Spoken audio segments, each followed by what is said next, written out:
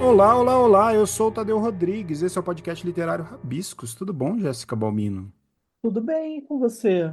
Tudo na paz. Passamos bem do segundo episódio do ano, hein? Passamos bem. Eu estou muito presente aqui no Rabiscos e a gente está arrasando muito, né? Fizemos uma Ah, oficina, já verdade, eu fiz juntos. A gente está medicina. muito literatos nesse começo de O segundo episódio foi com plateia aqui em casa.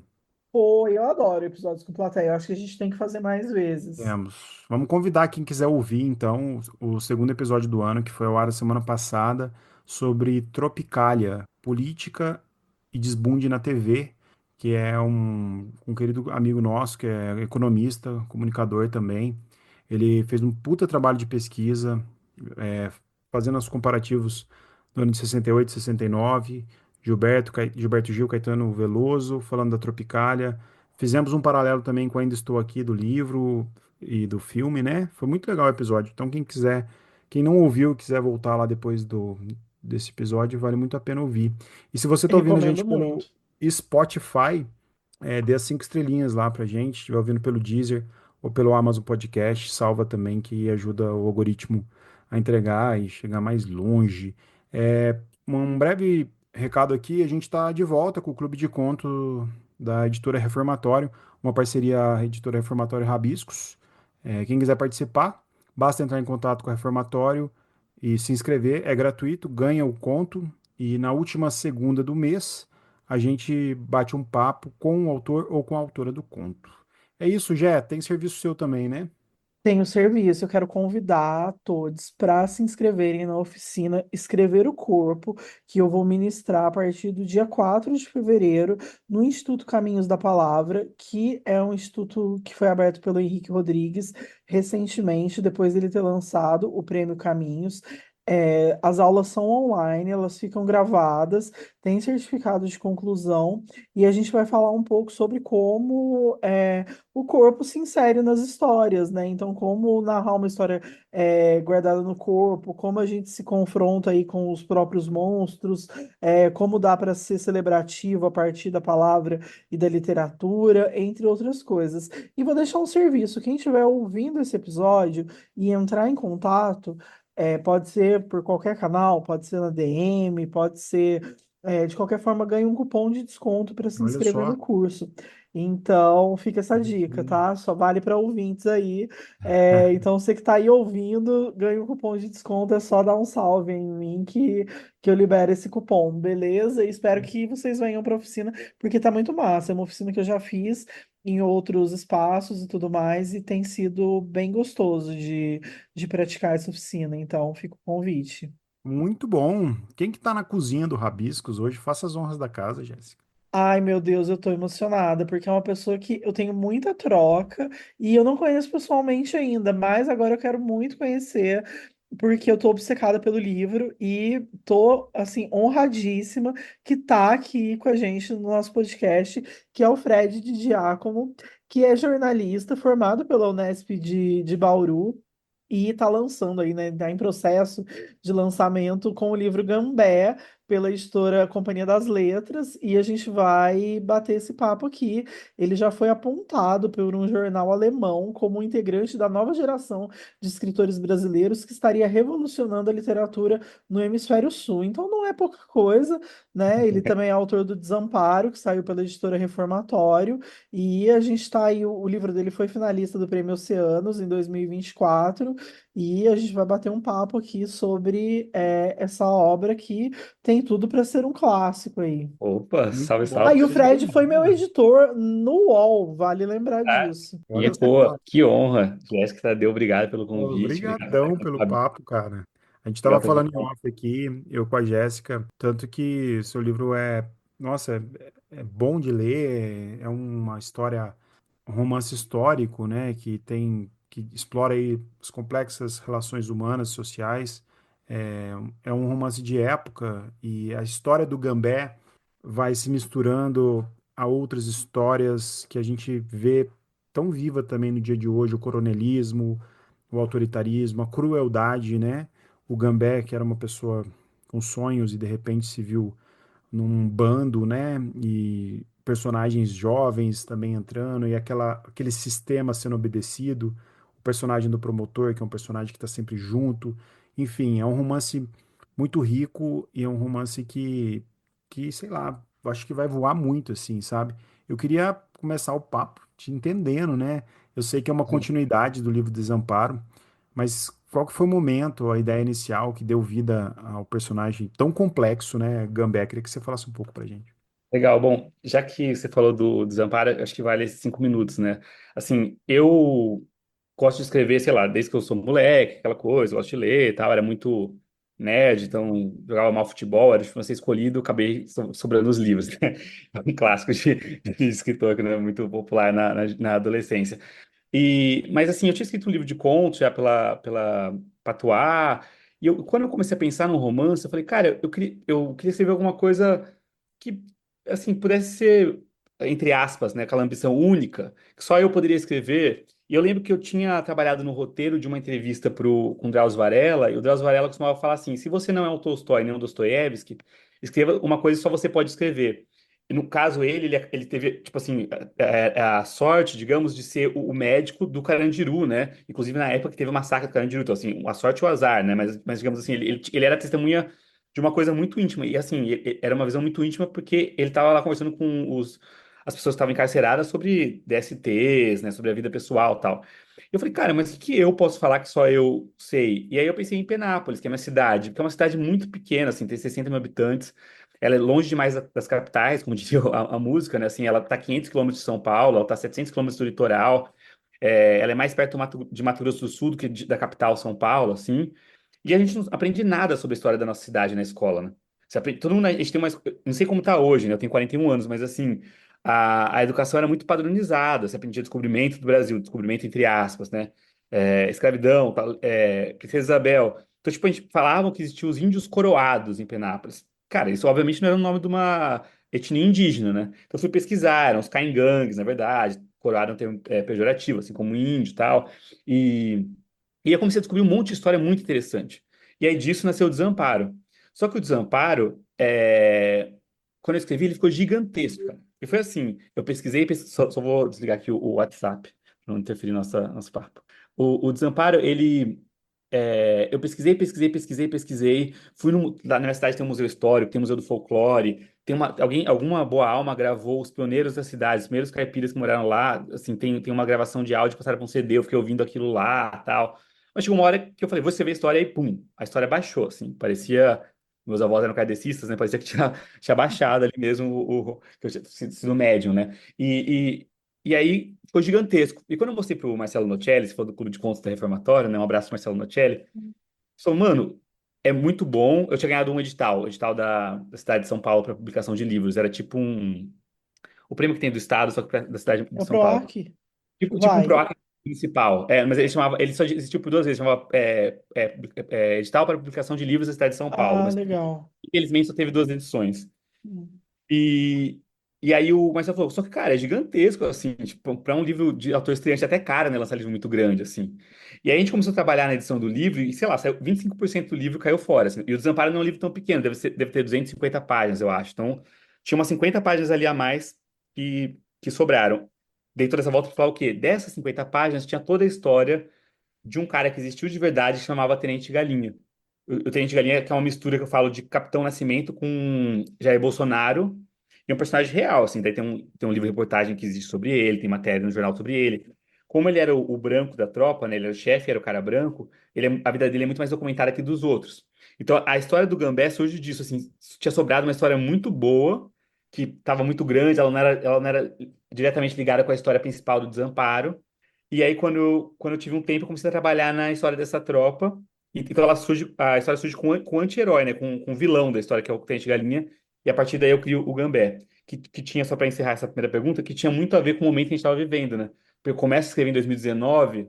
2019 é pós-Bolsonaro ser eleito, pré-pandemia, aquela coisa de muita. A polícia agindo com mais truculência, que ela estava sendo mais incentivada ainda do que já era, né? Então, assim, parecia que o Tenente Galinha tinha mais a ver com o presente, com o futuro do que com o passado, sabe? Dentro disso que você falou, né? quando você falou desse Gambé que surge do desamparo, né? Um personagem que merecia ser contado mais. E quando eu vejo esse personagem, eu acho ele muito rico, porque ele também tem um pupilo, né? O Cuiabano.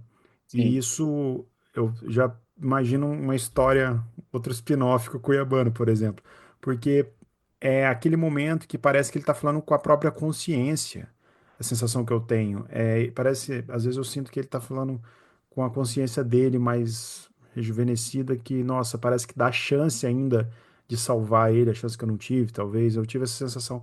E foi um encontro bonito, assim, de personagens, apesar de ser um livro bem forte, né? Com cenas violentas também, que eu acho que enriquece a obra também. Já. Na verdade, eu queria perguntar sobre a descrição do livro, né? Na apresentação dele pela Companhia das Letras, ele vem resumido numa frase, que é uma história pensada nos termos de um Mano Brown e contada no espírito de Guimarães Rosa. Isso é Gambé. E aí eu queria saber dessa intersecção, né? Entre esse tempo passado, né? E essa volta a essa história que tem esses personagens reais. E que aconteceu ficcionalizado, mas também com esse espírito do Mano Brown aí, né, que é um pouco, né, desse espírito incendiário e de revolucionário. Então, como é que se deu essa intersecção, Fred? Como é que você pensou nisso, assim, né? Como é que você chegou a esse formato, a essas escolhas estéticas que estão na obra? legal. Essa é uma frase do Fernando Baldraia, né, do meu editor. Então, assim, não fui eu que me autodenominei uma mistura de Guimarães Rosa com Mano Brown, seria muita coincidência meu. Mas acho uma boa frase assim, para vender livro, assim, né? Acho Uhum, legal.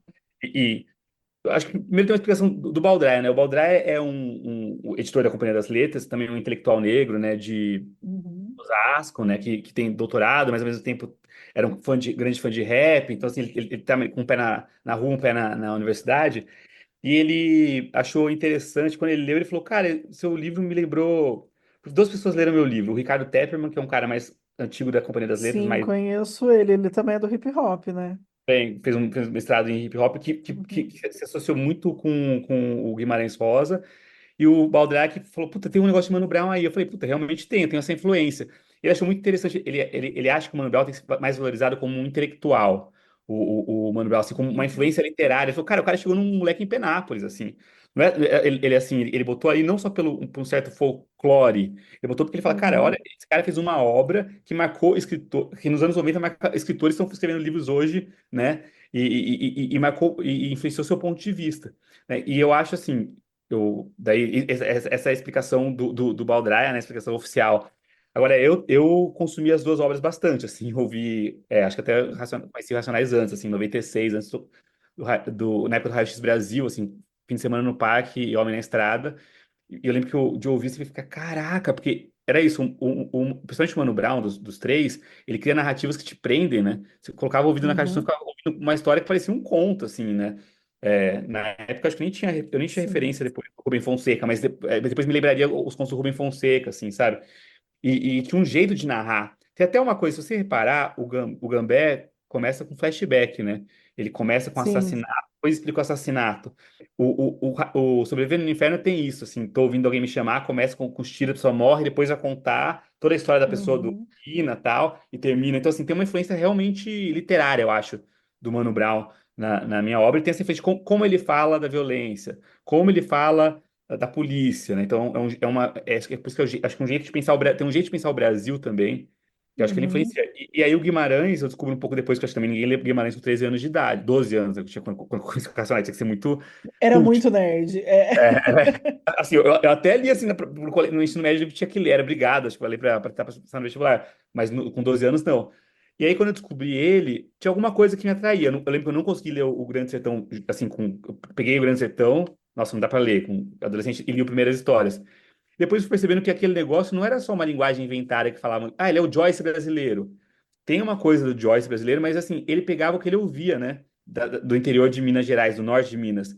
Isso começou a me interessar porque tinha alguma coisa do jeito de falar dos meus vizinhos.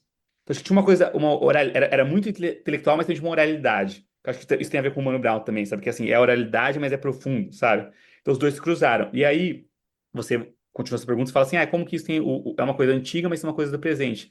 tem uma galera, acho que assim, tem várias resenhas religiosas na Amazon, mas tem um cara que critica, né? Ele fala uma coisa, tipo, mistura uns termos que nem são, nem existia na época. Tipo, obviamente, eu pensei, eu tô escrevendo um livro que se passa no começo do século XX, mas escrito por um cara do século XXI. Eu não Uhum. quero fazer, sabe, tipo, novela da Globo, os caras imitando o sotaque, pra uma coisa meio Sim. Berengue Berdinazzi, sabe, assim, é pra ser, assim, um pouco, assim, uma coisa meio, um filme Tarantino, que tem, tem um rap num filme de western, sabe, assim, então tem uma coisa de Uhum. um autor contemporâneo falando sobre o passado, né, então tem uma outra gíria, eu fiz uma pesquisa grande sobre a linguagem, mas tem uma outra gíria que é contemporânea intencionalmente ali, eu tenho essa vontade, eu queria que dialogasse com as pessoas do meu tempo também, né, senão ia ser um livro pra ficar no museu, né. Sim, quando eu leio Gambé, né, sem saber, né, eu pego o livro sem saber que é o nome do personagem, automaticamente, né, me remete a essa gíria, né, usada para se referir à polícia, que é uma coisa mais contemporânea também, né? Tá. Então, mas isso, assim, eu não posso provar isso, tá? Mas me chamou Hum. muita atenção, porque o personagem, o Tenente Galinha existiu de verdade. Existiu também um cara que Uhum. cozinhava na tropa do Tenente Galinha, que é chamado Hora de Gambá, Hora de Gambé. E aí, Ah, e Gambé é um nome, depois eu descobri que meio caipira para gambá também. Então, assim, não ah, posso afirmar, mas a primeira relação de policial com gambé é esse cara. Se foi no entendi. fim, ou se anos depois, para xingar de Faz gambá. sentido, não, faz todo sentido, sim, faz todo sentido. Eu falei, cara, é um cara que chama, que o apelido dele é Gambé, ele é um policial, porque a tropa do Tenente Galinha era a rota da época, né? Inclusive, Uhum. ficava naquele castelo da rota aqui em São Paulo, eles ficavam no mesmo prédio que a rota fica hoje em dia. Caramba. Ah, Eles saíam, eles ficavam naquele prédio que tem na rota que é ali na Armênia e iam uhum. pro interior, né? Pra matar supostos bandidos.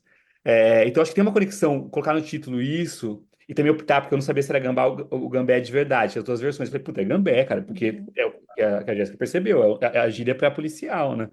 Os Sim. gambé. É, o pessoal fala. Os gambé estão aí.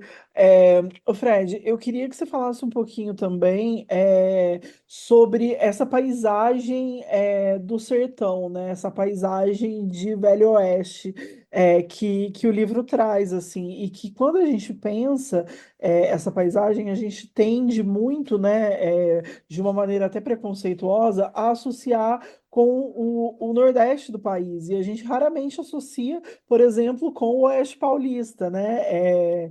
Que de alguma forma está próximo também da gente.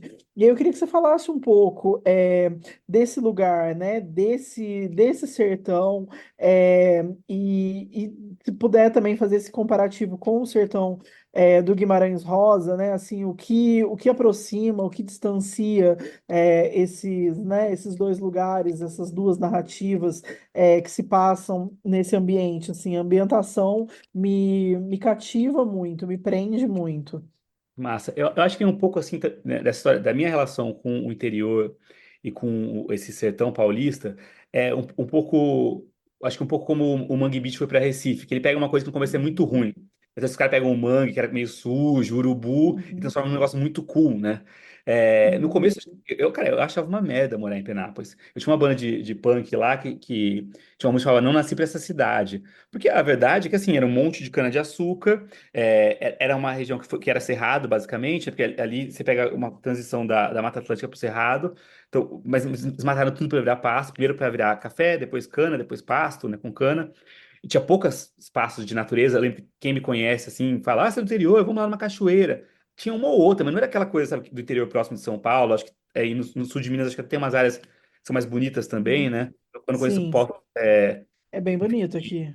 eu já fui para Machado, que é aí perto, na festa do Congado, que é bem legal. É bonita a festa do Congado lá, né? Eu fiquei impressionado, cara. É muito legal. Assim, vão para Machado na festa do Congado, que assim, é Sim, legal mesmo. Assim, então no começo, eu queria, sei lá, eu achava que era o menos caipira do mundo. Eu queria, sabe, ir pra cidade maior, sabe, você queria ouvir rock. Meus vizinhos todos ouviam sertanejo. Isso eu tô falando nos anos 90, agora todo mundo ouve sertanejo. Mas na época, uhum, era uma coisa muito regional, assim, né? Tipo, o pessoal era assim, o final de semana inteiro fazendo churrasco, eu ouvindo sertanejo, tomando pinga, não sei o quê. E. E aí eu fui vendo, cara, que isso era minha identidade também, aos poucos, sabe? Você vai crescendo. E quando eu nunca me senti tão caipira do que quando eu cheguei em São Paulo. Sabe? Eu cheguei em São Paulo, todo mundo fala do meu sotaque. Até hoje em dia falo menos porta porque eu comecei a ficar com vergonha do meu sotaque. Sabe? Foi tipo o Eduardo Luiz lá, que ele fala que ele mudar método, você vai sim, se adequando, assim. E, uhum, então, o começo dessa relação era assim, uma de negação. Então eu começo a olhar e falo assim, cara. pela comparação, puta, eu morava no Cerrado, cara, eu morava, é totalmente diferente a vegetação do litorânea de São Paulo da parte de onde eu morava. Era extremamente violento quando eu morei lá e era violento quando foi colonizado, assim. Até porque Penápolis é rota do tráfico, desde sempre, porque é perto de Mato Uhum. Grosso. Então, assim, sabe, Sim. era normal essas histórias que matou não sei quem, matou não sei o que lá, se eu te conto, tal, essa coisa de fazenda, coronel. E daí quando eu começo a pesquisar a história, isso fica mais. Porque Penápolis foi fundada em 1908, muito recente, cara. Faz, assim, pouco mais de 100 anos. E quem fundou é o Coronel Manuel Bento da Cruz, que no meu primeiro romance vira Coronel Manuel Antero dos Santos, e ele aparece de novo no Gambé. Assim, ele chamava Coronel, mas essa coisa do Nordeste ser só esse lugar do atraso, do coronel, da violência, é o jeito do paulista e do paulistano parecia que ele é mais sofisticado, mas assim, a gente veio do mesmo lugar, é até um pouco pior, porque tava ontem ali, né? Tipo, esses bandeirantes modernos, os caras, eles chamavam de bandeirantes, né? E, e é engraçado que as pessoas, que meu avô, por exemplo, que é o primeiro a morar em Penápolis, que ele saiu de Jaú, que é uma outra cidade interior, porque ele tinha dívida de Uhum. baralho em Penápolis, ele era, Maravilhoso. é, ele era viciado em filme de cowboy. Tu tinha essa coisa assim do faroeste rolando ali do Uhum. lado, assim, sabe? Das pessoas realmente, tinha amigo que tinha arma no forro, não sei o quê. Tinha amigo também que não era não de violência, que o cara morava no sítio. Tinha vários amigos que moravam no sítio, assim, tanto que o apelido do cara era Tatu, sabe? O apelido meio de outro era índio, hoje praticamente correto falar índio, mas assim, era isso, cara. E os caras moravam no sítio e faziam parte. Teve um que um dia ele começou a chorar no meio da classe. Entraram na classe, né? Falaram um negócio no ouvido dele, Uhum. chorar. Puta, morreu a mãe, a irmã, tal, morreu a égua do cara. O cara, porque era uma pessoa da família. Então, não era uma pessoa. É engraçado, que era a eguinha. Ele fala, pô, minha eguinha, chorava lágrimas. Esse cara tinha uns 13, 14 anos. Tadinho. Mas tem várias coisas que a gente fala assim, isso é só os povos indígenas que têm essa relação com a natureza, com animais. Mas a cultura caipira tradicional é muito assim também. E eu, anos 80 e Sim. 90 tinha muito disso. Então, tipo assim, por exemplo, no meu bairro tinha cavalo solto, tinha vaca no pátio, sabe, o pasto. No meu bairro tem até hoje. Então, eu acho que é que eu não moro mais em Penápolis, mas na verdade o bairro que eu morei, a última vez que eu fui, meus vizinhos, que era seria meus vizinhos, ainda criam galinha no quintal, assim, né? Então, Ó, eu tenho três casas aqui no meu entorno, duas criam galinhas e Galinha. tem cavalo na rua. E é isso, Então, assim, né? Talvez eu ainda esteja nesse, não, nesse é lugar. eu acho interior, que Mas né? Penápolis. hoje com orgulho, né? Porque eu tinha essa pira que você fala, de querer ser mais cosmopolita, de querer estar numa cidade maior, e aí quando isso ganha uma dimensão real, eu fico muito frustrada, porque daí eu quero voltar, eu quero pertencer a esse lugar mais caipira. Sim. E aí é engraçado porque o sul de Minas tem uma cultura muito próxima do interior de São Paulo, até porque Sim.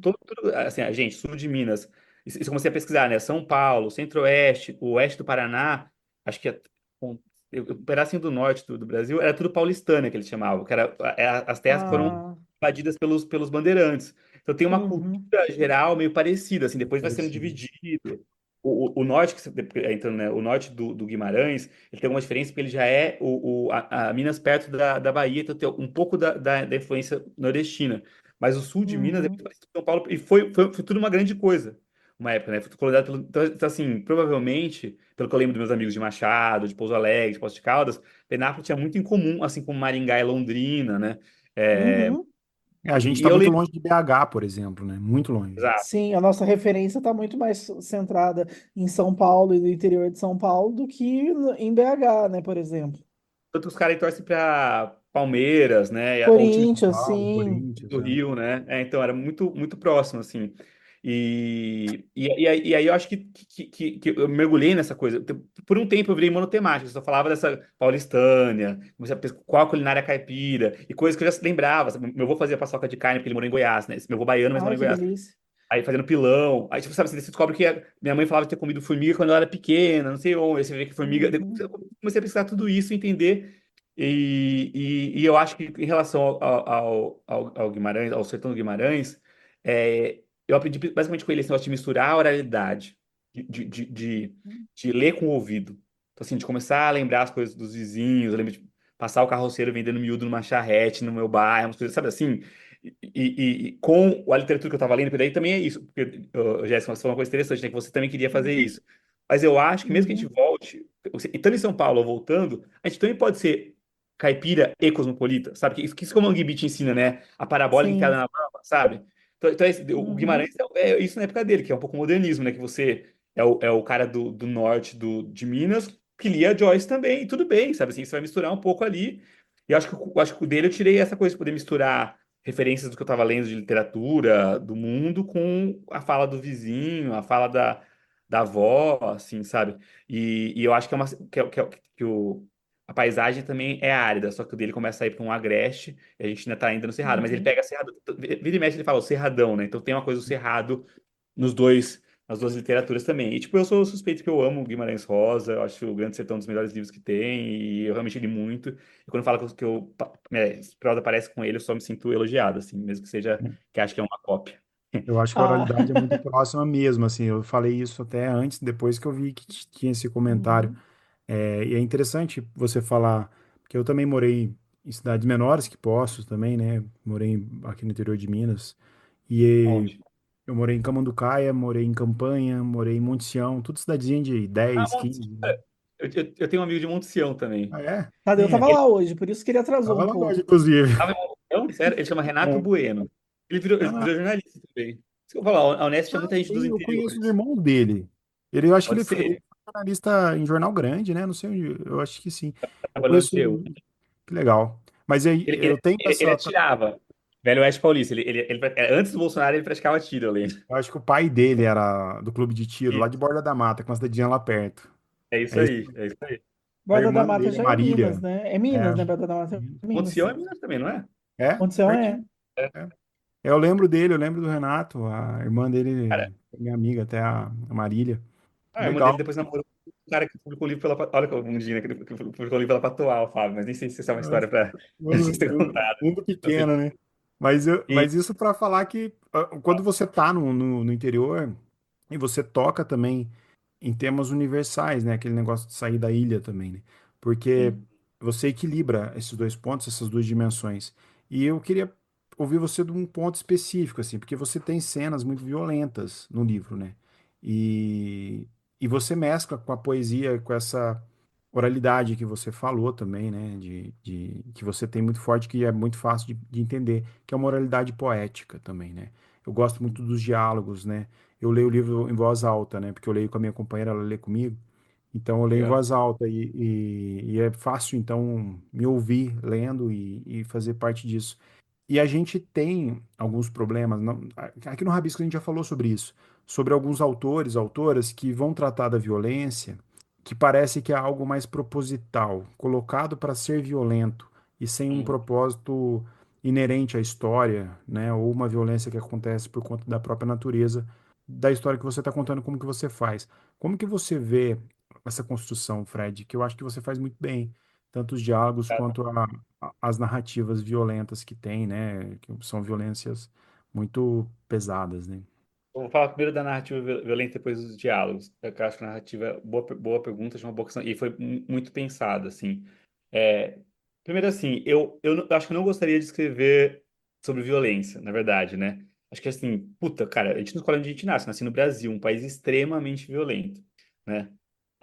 Nunca passei nenhum veneno, né, nenhuma necessidade, mas aconteceu dos meus pais comprarem uma ótima casa no bairro periférico, que tinha boca perto de casa, tal. E eu tive azar também, porque Penápolis, cara, mesmo quando eu fui bolsista em escola particular, teve uns 6 caras que foram presos. Assim, puta, teve cara da minha classe que matou uma pessoa, teve outro cara que foi preso por, não sei, que roubou uma ambulância, fugiu com a ambulância, outro cara, sabe assim, teve vizinho que foi preso por tráfico. Então, assim, a violência estava do meu lado o tempo inteiro. Eu acho que no primeiro momento, pra mim só me horrorizava. Eu lembro que, por exemplo, uma coisa que é engraçada, eu era adolescente e o meu maior medo era ser preso.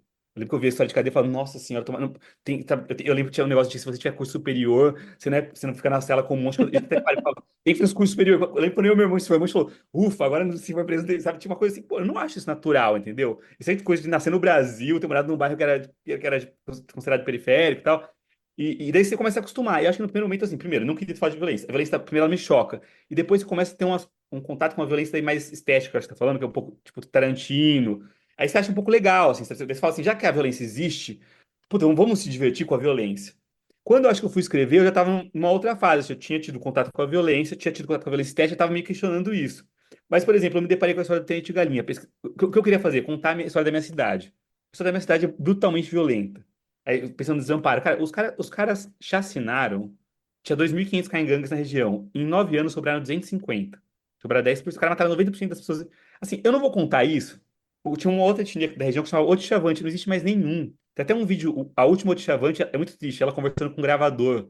Que tem uns antropólogos, sei lá, encontram ela e os caras colocam um gravador assim. Ela ouve a língua dela pela última vez, que a língua vai morrer. E ela começa a responder pro gravador. É muito triste. Tipo, eu descobri isso, ninguém tinha falado, assim, tinha livros de memorialistas de Penápolis que falavam assim, tirar de 10 exemplares. Então, assim, eu falei, pô, eu tenho que contar essa história. E nessa história eu descobri Tenente Galinha. O livro de reportagem de Tenente Galinha, cara, é 3 vezes mais violento que o meu livro. É muito brutal. E aí, pensando em soluções, né? Então, que bom. Às vezes eu pensava assim, eu queria escrever desde moleque, como eu falei, né? Eu era adolescente, tinha um fanzine que a gente distribuía, xerocava e tal.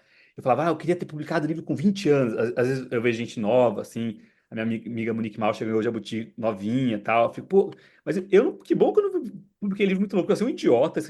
E essa é a violência de ser maltratada, eu sou um cara mais tosco, sabe assim. E as primeiras pessoas que leram esse livro, o manuscrito do Gambé, foi minha mãe e minha companheira. E as duas acharam muito violento. Inclusive, aí só fazendo uma correção, o personagem chamava Cuiabano na versão original, mas o personagem que você falou é o Caçula. O Cuiabano é o companheiro do Mas, Gambé. E o Caçula é o que ele pega e cria. eu Mas confundi. na versão original chamava Cuiabano mesmo. Tinha uma mudança. Mas o caçula surge por causa disso. Que daí minha mãe falou assim pra mim: Ô Fred, não dá vou dar um spoiler, né? Não dá pra no final o Cuiabano matar o Tenente Galinha? Não, não, não, quando o Tenente Galinha mata ele, eu não me conformei. Parecia que você ia ter vingança. Faz uma coisa torturado. Você pega e mata a pessoa, tem a vingança. Pô, mas a história não foi assim, né? Eu podia até inventar, você, tipo, Bastardos Inglórios. Mas daí eu pensei, o que que eu posso fazer que é realista, que seria um alento? Até porque eu não acho que a gente vai resolver o problema, não sou uma pessoa pacifista. Eu acho que a gente não tem força para resolver o problema pela porrada. No Brasil, cara, todas as tentativas de revolução foram massacradas, assim, né? Então, tipo assim, uma coisa realista. Se ele começa a cuidar do moleque, o Brasil é um país de muita moleque sem pai, né? Começa isso na Muito. escravidão, porque as pessoas não podiam ter pai. Na periferia continua isso, principalmente com homens negros, mas brancos também de periferia, ou tá preso, ou abandona, todo mundo criado pela mãe. E quando eu dei aula na Nós, que é uma escola de jornalismo para jovens de quebrada, eu conheci muitos moleques assim também, e um ficou muito meu amigo, que o pai dele tinha morrido de H1N1 na fila do hospital, que é o Alexandre, que É vai o se Ale, né? O Alezinho. Ale Ribeiro que tá em Belém até agora, voando, Querido Ale, difícil. grande amigo também, adoro ele. Dei Ele é uma muito assessoria querido. jurídica para ele esses dias. Sério? Eu conheci o Ale, ele ainda não tinha entrado na Nós. Ele vendia CD, em show de rap. Ele pegava o CD e vendia, ele ganhava R$ 1 por CD vendido. E aí, Inquérito? assim, todo mundo. Oi? Era do Inquérito ou do Gugu? Não era? Ele vendia do Gugu do Inquérito do Emicida. Exatamente, pois E, é. e aí depois ele foi trabalhar na Lab, né? E aí que ele foi pro É Nóis e despontou Ele muito, casou assim. semana passada, inclusive. Casou Sim, é com um a grande Gé. orgulho, assim, ele é muito maravilhoso. Meu queridaço. E um baita escritor, e um baita agitador, assim. E Ele ele deve era ter assim, uma ele tinha discussão. 16 anos, e ele era assim desde os 16 anos. E que massa que você foi professor dele, Fred. Fiquei feliz com essa informação. Eu amo o Alessio, o professor é grande amigo, assim, tipo, agora falando de Alexandre, primeiro assim, ele que inspirou o Caçula, então essa história que eu ia falar, assim, porque daí, é porque o Caçula já é um pouco mais velho, o cara adota ele, quando eu conheci o Ale, ele tinha 17, e a gente grudou, Ah, assim, e Olha era só. isso, o pai dele tinha morrido, tal, não sei o quê, e eu lembro que eu falei, um dia a gente tava voltando de metrô, linha vermelha, e ele falou pra mim, pô, você morou fora, né, como que é morar fora, não sei o que, eu tinha morado na Alemanha, eu falei pra ele, ele falou, mano, um dia eu vou morar em Berlim, e depois eu vou ser presidente do Brasil. Eu sempre falo, morar em Berlim ele já tá nossa, morando. eu quero Nossa, ele muito que ele seja. e daí Nossa. eu editei os livros dele, a gente conversa sempre, assim, a gente é bem próximo. E eu pensei, cara, essa é uma história real, sabe? Eu me aproximei do Alexandre, o moleque tá em Berlim agora, ele fez faculdade, agora ele largou, mas fez faculdade, escreveu livro e tal. Meus pais são professores, né? Eles deram aula há muito tempo na maior parte do tempo, em escola pública, ensino fundamental e médio, nas periferias de São Paulo e de Penápolis. Então, assim, acho que é um jeito de mudar de verdade. Mais realista que a personagem vai lá, dá uma facada na cabeça do galinho e tudo fica feliz. Puta, assim, a vida não é isso. E aí eu criei o Caçula como esse alívio realista, assim. E aí acho que também dá um pouco mais de afetividade para a história, porque a primeira história era mais porrada. E tem algumas outras cenas também de violência sexual, porque assim, a tropa do Galinha, isso registrado, ela ia nos lugares e estuprava as mulheres. Fato. Assim, não inventei nada. Essa parte, as partes ruins são verdade. As partes de alívio são inventadas. Então não existe um Cara, a caçula. minha companheira, ela ficou, eu falei pra Jéssica em off, ela ficou mexida ontem, a gente tava lendo, ela falou, nossa, para um pouco que eu preciso me recolocar aqui. E, tipo assim, eu fui cortando, porque daí a minha mãe, a Karen Leira, falou, puta, eu acho que não devia aparecer tal coisa que tá meio. Porque eu não tinha nenhuma intenção de ser. Não pornográfico, sentido sexual, mas sabe assim, de ser uma descrição detalhada. Sabe assim, Gráfico, né? ser gráfico, isso. Tinha que ser uma coisa meio, sabe, Cidade de Deus, que tem a cena do estupro que você não vê, que você vê a cabeça do Mané Galinha, você sente toda a tensão, mas não, né? Uhum. Eu acho que, então, de escritor homem, acho que tem uma tendência a ir pro lado meio errado. Então, assim, eu tentei cortar o máximo possível, deixar subentendido, e ainda assim ficou violento. Mas se você lê os relatos realistas, cara, os caras mataram os ciganos de verdade, é um monte de história desgraçada, assim. Você fala, cara, isso aconteceu no Brasil, acontece ainda hoje, assim. E aí eu fico muito na dúvida, respondendo também esse negócio da violência do quanto, sabe assim, é meio dever da pessoa que descobriu essa história contar, e o quanto também é dever se dar uma protegida nas pessoas que vão ler e falar assim, cara, mas também não precisa ser tão explícito, não precisa ser tão gráfico. Acha contexto, já deu pra entender. Se o cara quer saber mais, ele procura o livro reportagem. O cara é uma mina, né? Procura o livro reportagem e tal. Então acho que foi isso, acho que foi muito pensado. E aí, isso assim, a primeira leitura de mulheres, por acaso, não foi que eu pensei, vou dar pra mulheres, era minha mãe e minha companheira, né? E, Uhum. e depois no trabalho com o Fernando Baldeca, eu acho que um cara bem sensível também, assim, tem essa vivência também de quebrada, de violência policial, tal, que também acho que foi dando uns toques, a gente entendendo um pouco para chegar a esse tom. E os diálogos, acho que é uma das coisas que eu mais gosto de escrever, assim, acho que ainda quando eu escrevia muito mal, não, nossa, escrevendo muito bem, primeiro, acho que eu consegui acertar primeiro o diálogo, assim, porque acho que eu sempre gostei de teatro, ler teatro mesmo. Assistir, não tinha teatro em Penápolis, né? Eu assim, não ia assistir, não vou mentir, eu assistia muito teatro, não tinha teatro em Penápolis. Mas ler teatro, ver filmes, sabe, assim, então, e prestar atenção no que os outros falam. Eu sempre achava várias coisas de literatura brasileira meio paia. E filme brasileiro, cara, filme brasileiro, agora, né, estamos aí no Oscar, foda. Mas você pega um filme dos anos 80, 90, ninguém fala daquele, sabe? Puta Cara, são merda. péssimos os diálogos. É muito ruim. Nossa, São terrivelmente tem os atuais também, que eu olho os diálogos e falo, também. Jesus, amado. É, tem uns ruins. Acho que começa a melhorar no final dos anos 90, assim, né? É, E o que era um cinema mais marginal, que sempre foi legal, mas o blockbuster do cinema, péssimo, até hoje, se pá. total. Então, e aí eu acho que tem essa, acho que daí vem daí que essa vontade de escrever meio parecido com o que eu ouvia mesmo, sabe? Pra mim era muito importante que o diálogo tivesse uma verossimilhança, de você falar em voz alta, tentar pensar como as pessoas que você conhece falam. Até por isso foi legal ter ouvido como os pioneiros falavam também, sabe? Ouvir música, tentar fazer uma coisa que. Daí eu acho que sendo, quanto mais verossímil, fica menos uma violência gráfica e os caras falam também de estética da violência, né? Que é essa coisa quando sabe, o cara nunca viu, na verdade, uma pessoa morta na frente, ou nem ouviu uma questão de violência, ele acha que é muito Uhum. legal, gore. Eu acho que tem formas artísticas de gore também, não tô querendo ser o caretão, mas a minha vibe é mais essa de pensar, acho que se parece verdade, a pessoa não fica puta com você, o autor desgraçado, o cara fala, "Pô, que merda que existe uma pessoa assim, sabe? Mesmo que não tenha existido, né? Mas ele fala, alguém assim existiu, né? Fred, eu queria te fazer uma pergunta sobre o personagem ainda, o Gambé, porque ele é descrito como uma cor sem nome, né? Filho de mãe branca e de pai preto, o que é uma constante, uma recorrente no Brasil, né? A gente ter as pessoas que vivem nesse limbo do que seria ser pardo, né? Sem de fato saber, até em razão desse genocídio que é narrado no livro também, né? Esse genocídio indígena e tudo mais. Eu queria que você falasse um pouco sobre isso, assim, né? Sobre como trazer isso, né? Que é uma coisa muito delicada, é um tema que aquece muito as discussões com alguma frequência, sobretudo no Twitter, mas como é que foi pensar isso e trazer, enfim, né? Eu sei que é inspirado numa pessoa real, mas como é que foi abordar isso? Cara, é outra coisa também que eu acho que eu também pensei bastante. Esse livro é bem pensado, assim, acho que ele. Eu não estou falando que é bem pensado no sentido que ele é muito bom, mas assim, ele gastou muito da minha cabeça, assim, acho que nada é muito aleatório. Ele tem 200 páginas, ele deu bastante trabalho, né? É, primeiro, assim, essa cor do talvez, ou cor sem nome, eu uso algumas variações, é um conceito do Alexandre, assim, que eu peguei do livro dele que eu editei, que é o Reservado. Porque o Uhum, Alexandre falava, ele tinha uma questão de ser um homem negro de pele clara, que alguns amigos dele que eram mais, pele mais escura zoavam ele, falavam que ele era branco, e aí ele falou, eu já fiz piada racista com pessoas de pele retinta, tá? Então, a gente conversava muito sobre isso, e no livro dele que eu editei, ele fala sobre isso, e a gente foi debatendo também isso. Tinha coisa do pardo, é uhum, cor de papel, tal, então a cor do talvez, era uma coisa que ele usava muito, não sei se da onde ele pegou, mas ele apropriou para a vida dele, assim, de se definir. Foi uma coisa que a gente conversava bastante. Então, assim, já parte de um conceito de um livro que eu tinha editado, né? Já estava ali na cabeça. Além disso, existem fotos da tropa, ruins, de longe, preto e branco. As descrições são de que a maioria eram negros.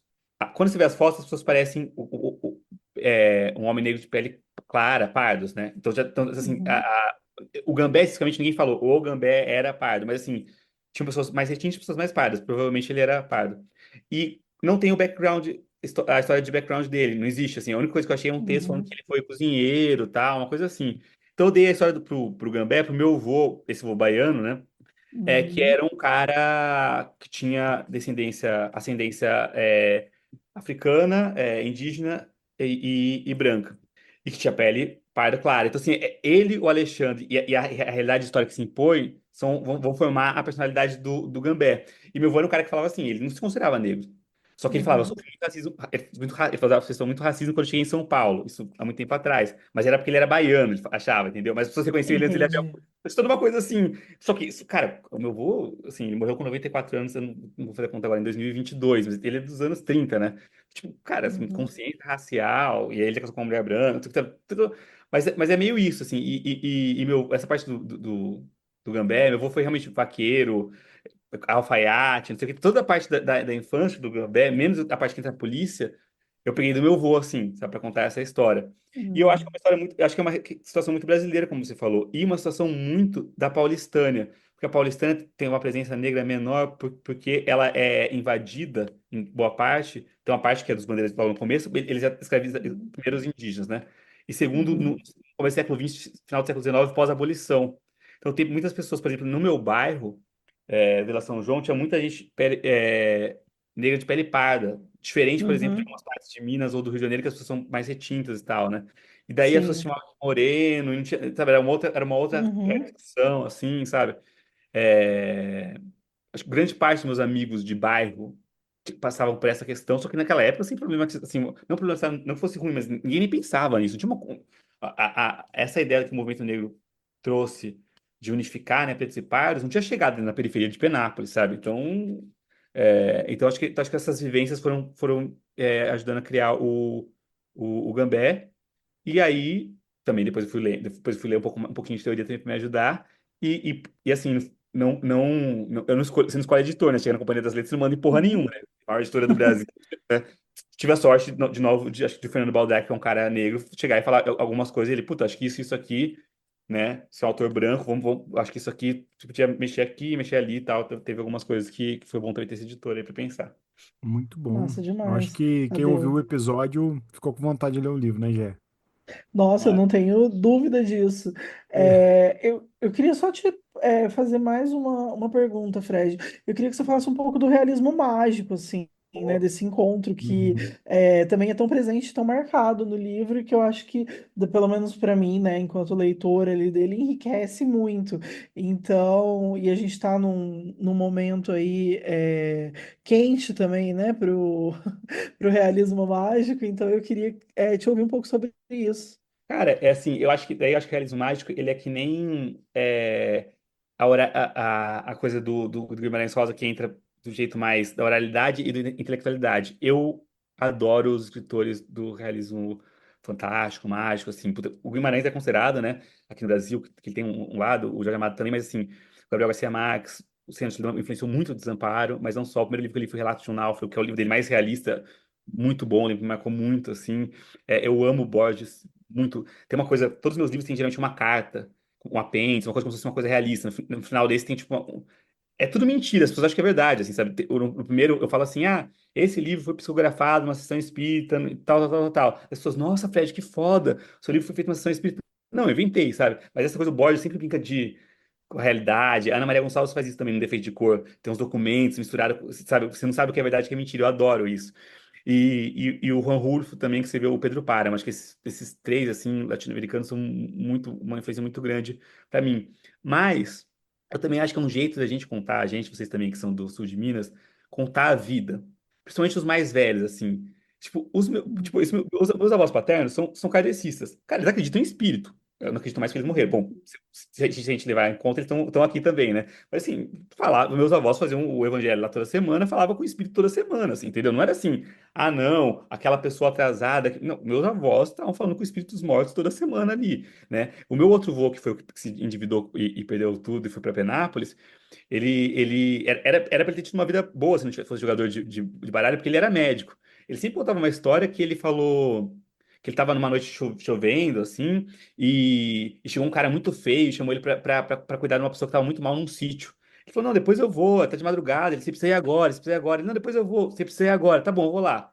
Ele foi lá, se arrumou, o cara foi embora. Ele chegou no sítio, numa uma quebrada de Penápolis, bem longe, e tinha uma mulher dando à luz.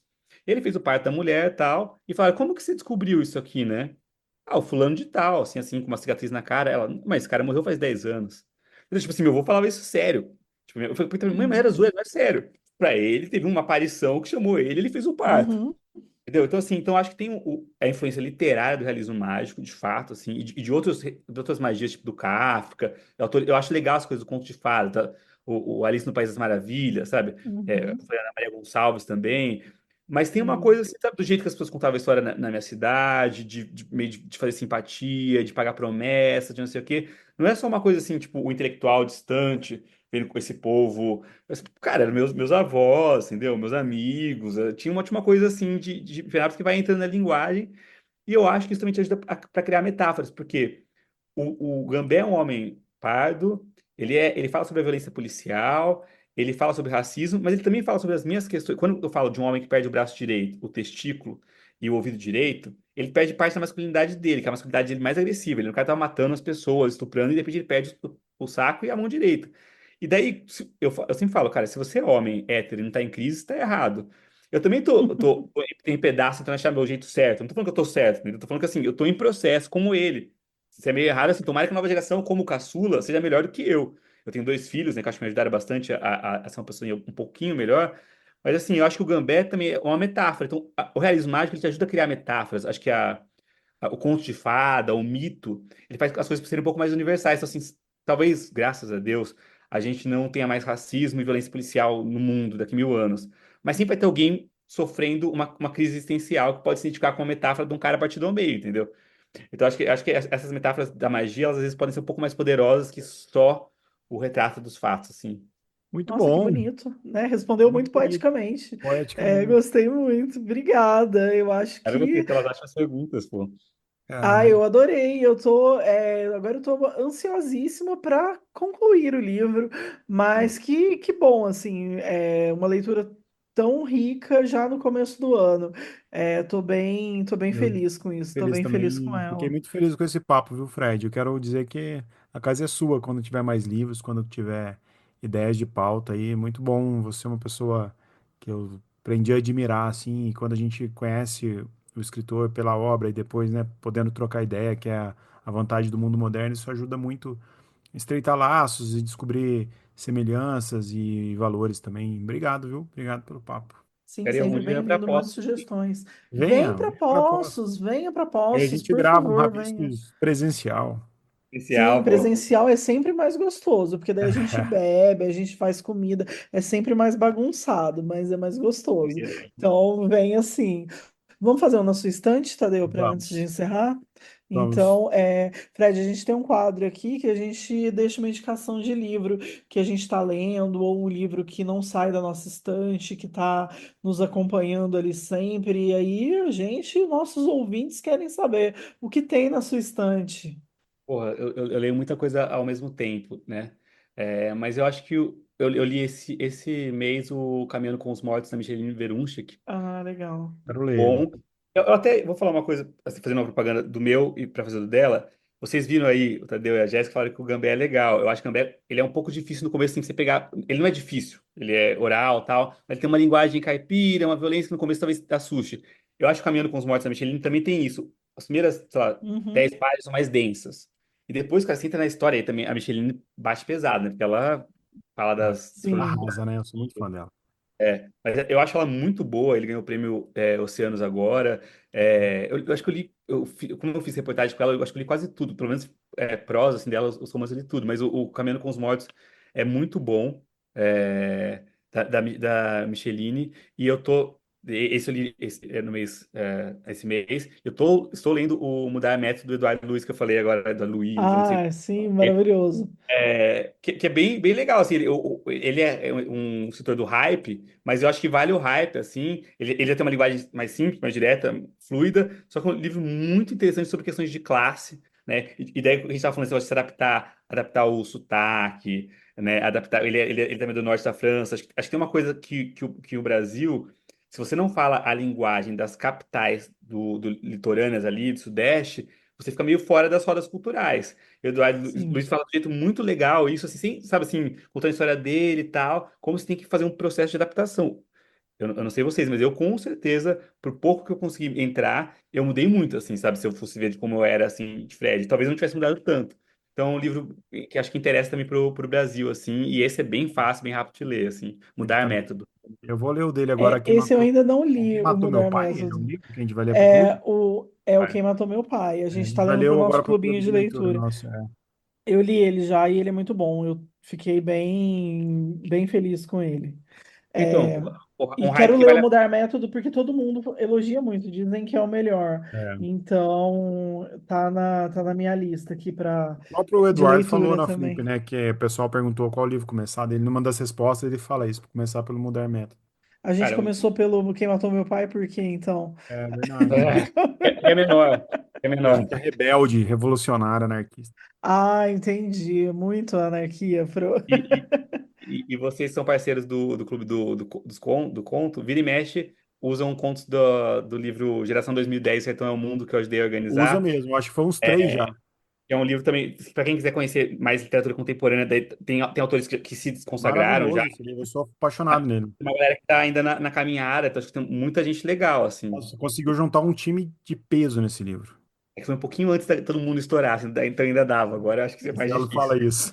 Ele deu uma sorte, todo mundo Eu. topou, de repente todo mundo começou a estourar na literatura. E isso é um olhar vanguardista, tá vendo? Isso é um olhar vanguardista. É importante esse olhar. Não pode ser menosprezado, pelo contrário, precisa ser valorizado. E Verdade. você, Tadeu, o que que você tá lendo, Ah, eu vou além deixar do de Gambé? dica o livro da Adelaide Ivanova, minha companheira de editora, da editora Nós, Asma, que é um livro de tirar o fôlego. Esse é um Ai, livro muito bom. Acabou Faz de ganhar. propaganda. Ah, tinha que eu ficar preciso no ar ler. também. Tá na minha lista também, mas eu ainda não li. Eu li os Mas outros é um da livraço, Adelaide e sim, eu sou ganhou o prêmio fãzaça agora. dela. Muito bacana mesmo. Poesia muito madura. É o primeiro livro que eu leio dela. E ela vai vir no Ela é Rabiscos, eu muito vou gravar boa. com ela semana que vem. Então, é um livro, poxa, vale muito a pena. Fica a minha dica aí. E você, Jéssica?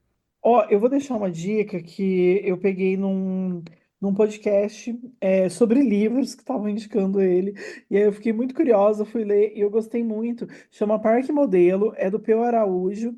É um romance que é um cara que sai da Zona Norte de São Paulo e vai morar no centro. O personagem é um jornalista, e aí ele tem que voltar para a Zona Norte num dia de eleição para votar, porque ele não transferiu o título para o centro. E aí ele refaz, né, assim, uma trajetória com as pessoas que ele conviveu na infância e na adolescência, ele reencontra esses amigos, e ele tem um conflito muito grande, assim, né, entre achar que os amigos dele acham que ele é melhor porque ele saiu dali e foi morar no centro, e ele tem esse conflito também, né, do tipo, eu fui morar no centro mas eu ainda sou um cara fudido e tal. E é uma delícia de ler, assim. Tem muita referência musical, muita referência também dessa linguagem mais Legal. contemporânea, da literatura marginal e periférica e tal. É muito legal. Eu fiquei bem feliz, assim. É um livro super gostoso de ler, super rapidinho e tal. E ele também, né? O autor, ele foi um morador da Zona Norte, e aí ele faz essa narrativa. Saiu pela editora Jabuticaba. Então fica essa dica, é uma editora pequena também, mas que publica livros belíssimos, assim, e com uma curadoria incrível de autores. Então, acho que é bem válido, assim, conhecer esse livro do Peu Araújo. Bacana. Nossa, eu conheci o Peu, ele foi jornalista da Vice, se não me engano. Gente boa, Sim, ele rapaz. foi, ele foi. Sim, fiquei bem feliz com o livro. Fica muito aí Fica aí para de dica. para galera ler e para conhecer a editora Jabuticaba também, Também que é é legal, isso, né? tem publicações muito legais. Eu queria Fred, muito obrigado. receber os livros, é isso, aquelas que já deixa o Já recado, né? Eu queria deixa o muito serviço. receber, por Hoje favor, editora me mande. Jabuticaba. Alô, Sabe, alô. aqui, alô, editora. Eu tô brincando, sacanagem, mas Tô brincando, se quiser, eu mas quero. se quiser. Se quiser, eu quero, senão era brincadeira. Fred, obrigada. Obrigado, viu, Fred? Pô, que Obrigado, Fred. papo bom. Valeu É, mesmo, viu? Isso, massa demais. Prazerzaço. então, Obrigadão. nos falamos. Beijos. Tamo junto. Até, gente. Pessoal de casa, Beijo. semana que vem a gente volta. Um beijo a todos. Tchau.